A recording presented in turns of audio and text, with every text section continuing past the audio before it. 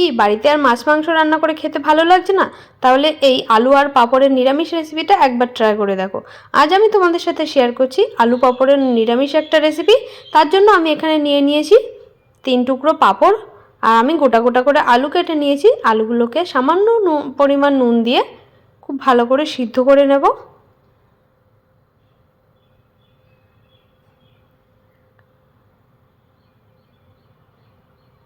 আলুগুলো সিদ্ধ হয়ে গেছে, আমি জল ঝরিয়ে একটা অন্য পাত্রে তুলে নিয়েছি।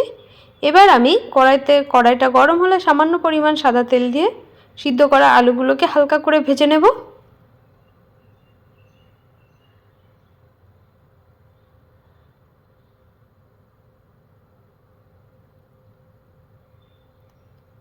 আলুগুলোকে হালকা করে ভেজে নিলাম। এবার যে পাঁপড়টা নিয়েছিলাম সেই পাঁপড়গুলোকে টুকরো টুকরো করে আমি কেটে নেব। দেখো পাঁপড়গুলোকে টুকরো টুকরো করে কাটা হয়ে গেছে। এবার যে তেলে আমি আলুগুলো ভেজেছিলাম সেই তেলটা বেঁচেছিল, সেই তেলের মধ্যে আমি টুকরো করা পাঁপড়গুলোকে একটু ভেজে নিচ্ছি। এভাবে একে একে সব পাঁপড়গুলো ভেজে নেব।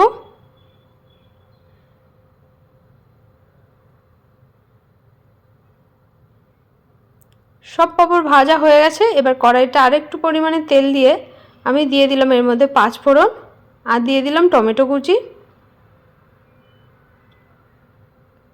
তার পাশাপাশি দিয়ে দেবো আদা আর কাঁচা লঙ্কা পেস্ট। এবার আমি এর মধ্যে কিছু গুঁড়ো মশলা দিয়ে দেবো। আছে পরিমাণ মতো নুন, পরিমাণ মতো হলুদ, জিরে গুঁড়ো আর শুকনো লঙ্কা গুঁড়ো। দিয়ে দিলাম সামান্য পরিমাণে জল।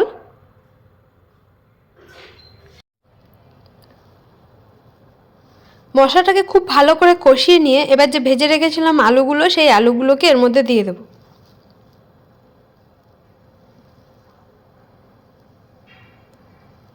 আলুর সাথে মশলাটাকে খুব ভালো করে কষিয়ে নেব। খুব ভালো করে কষিয়ে নিয়ে এবার দিয়ে দিলাম পরিমাণ মতো উষ্ণ গরম জল।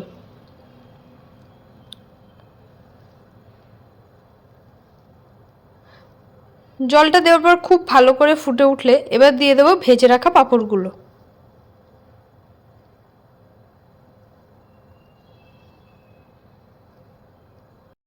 এবার দিচ্ছি ধনে পাতা কুচি আর সামান্য পরিমাণে কাসুরি মেথি।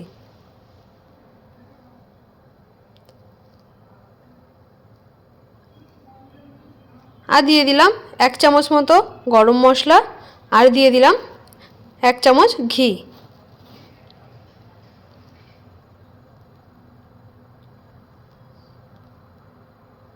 তো তৈরি হয়ে গেল নিরামিষ পাঁপড় আলুর তরকারি। তো বাড়িতে তোমরা একবার ট্রাই করো, আশা করি খুবই ভালো লাগবে খেতে। ভিডিওটি ভালো লাগলে একটা লাইক করে দিও। টাটা।